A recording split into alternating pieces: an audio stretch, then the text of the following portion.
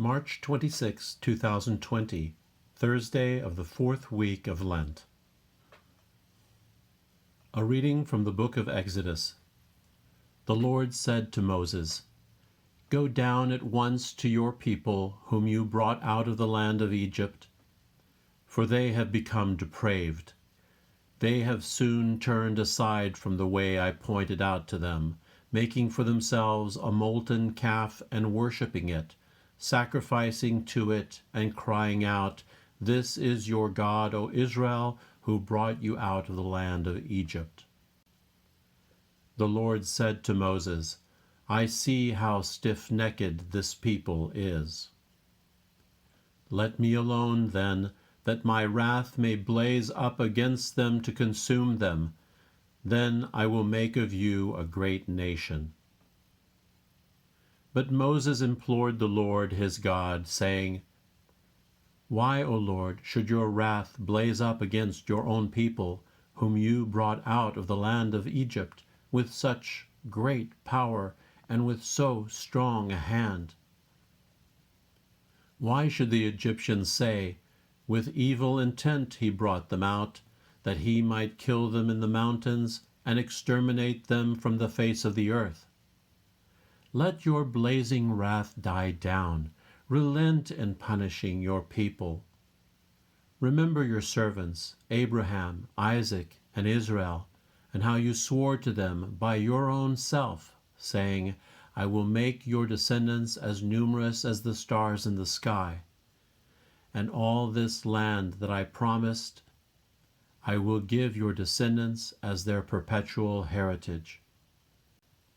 So the Lord relented in the punishment he had threatened to inflict on his people. The word of the Lord.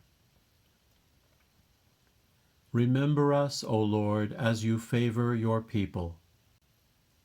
Our fathers made a calf in Horeb and adored a molten image. They exchanged their glory for the image of a grass-eating bullock. Remember us, O Lord, as you favor your people. They forgot the God who had saved them, who had done great deeds in Egypt, wondrous deeds in the land of Ham, terrible things at the Red Sea.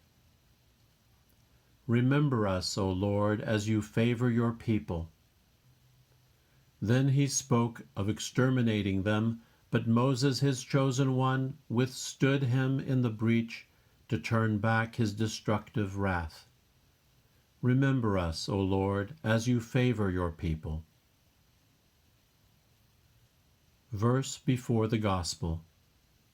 God so loved the world that he gave his only begotten Son, so that everyone who believes in him might have eternal life. The Gospel according to John. Jesus said to the Jews, "If I testify on my own behalf, my testimony is not true. But there is another who testifies on my behalf, and I know that the testimony he gives on my behalf is true. You sent emissaries to John, and he testified to the truth. I do not accept human testimony, but I say this so that you may be saved. He was a burning and shining lamp, and for a while you were content to rejoice in his light. But I have testimony greater than John's. The works that the Father gave me to accomplish, these works that I perform, testify on my behalf that the Father has sent me. Moreover, the Father who sent me has testified on my behalf. But you have never heard his voice nor seen his form, and you do not have his word remaining in you, because you do not believe in the one whom he has sent. You search the Scriptures, because you think you have eternal life through them. Even they testify on my behalf, but you do not want to come to me to have life. I do not accept human praise.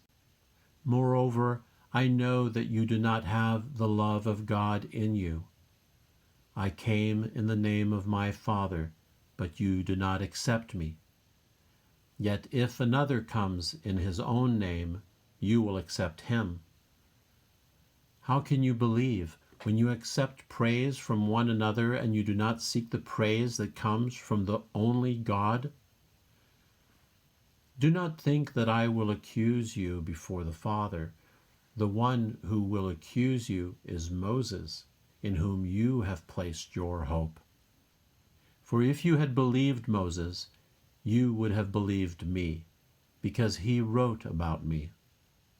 But if you do not believe his writings, how will you believe my words?